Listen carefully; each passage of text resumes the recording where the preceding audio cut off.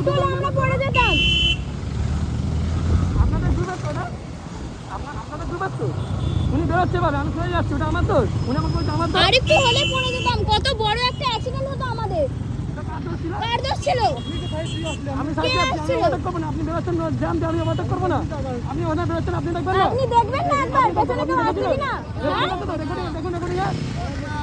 এবার রেকর্ডিংটা দেখুন যদি অন আরে থাকে। আমার দোষ এটা, উনি বলছে আমার দোষ। না তাকে না না, আমি ওনাকে দাঁড়াতে বলছি, দাঁড়াতে বলছি ওনাকে। দোষটা তো ওনার ছিল, মানতে হবে।